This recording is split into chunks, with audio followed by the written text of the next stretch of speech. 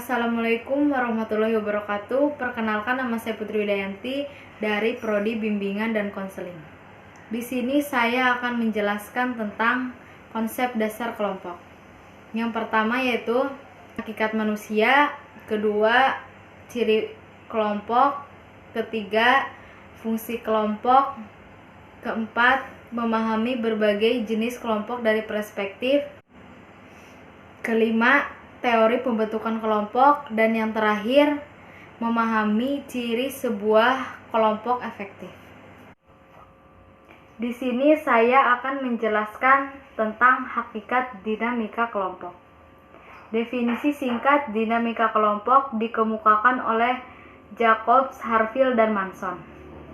Dinamika adalah kekuatan yang saling mempengaruhi hubungan timbal balik kelompok dengan interaksi yang terjadi antara anggota kelompok dengan pemimpin yang diberi pengaruh kuat pada perkembangan kelompok.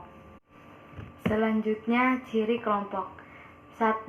Mempunyai motif yang sama antara individu satu dengan yang lainnya, menyebabkan interaksi atau kerjasama sebagai pencapaian tujuan yang sama. Kedua, ada akibat-akibat interaksi yang berlainan antara individu satu dengan yang lain. Ketiga, adanya pembentukan struktur atau organisasi kelompok.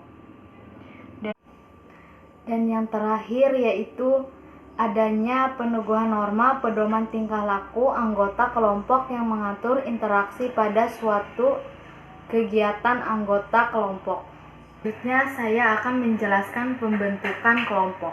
Langkah-langkah atau proses pembentukan kelompok didasarkan adanya beberapa hal diantaranya sebagai berikut. Pertama, persepsi. Pembagian kelompok didasarkan pada tingkat kompetensi inteligensi yang bisa dilihat dari pencapaian akademis.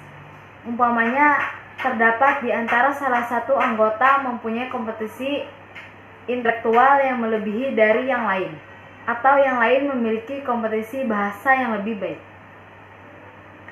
Sehingga dari yang punya potensi berbeda-beda, ini harus di semua kelompok. Dengan seperti ini diharapkan anggota yang memiliki kelebihan atau kompetensi tertentu bisa menginduksi anggota yang lainnya, sehingga anggota di dalam kelompok bisa berperan semua dan mencapai tujuan secara bersama.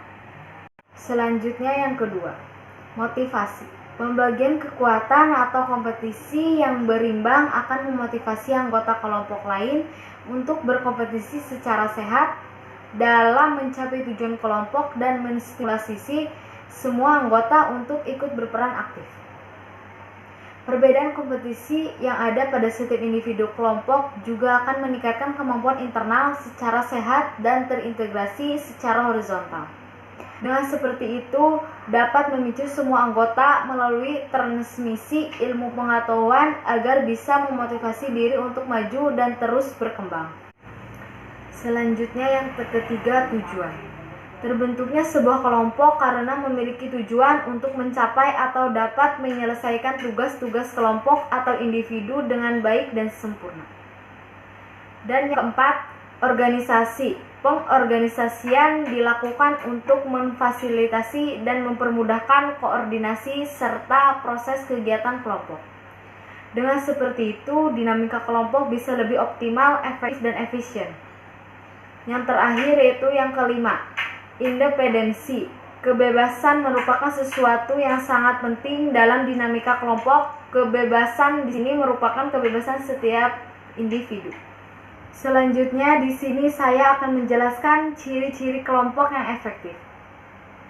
Yang pertama, kelompok merupakan kumpulan orang-orang yang bekerja sama dengan tujuan tertentu demi mencapai sasaran-sasaran yang jelas dengan diketahui oleh semua anggota kelompok dalam suatu suasana saling mempercayai dengan penuh percaya diri serta mengutamakan unjuk kerja.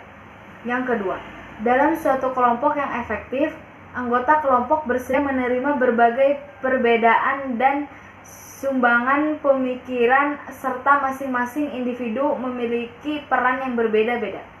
Yang ketiga, pemecahan masalah dilaksanakan secara positif tanpa melibatkan kebencian individu. Yang keempat, para anggota dan pemimpin kelompok bersedia berbagi ilmu, pengetahuan, informasi, dan keterampilan agar seluruh kelompok memiliki kemampuan yang sama.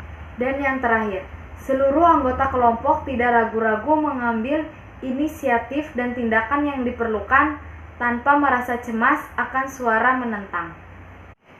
Sekian yang dapat saya sampaikan. Terima kasih. Mohon maaf masih banyak kekurangan.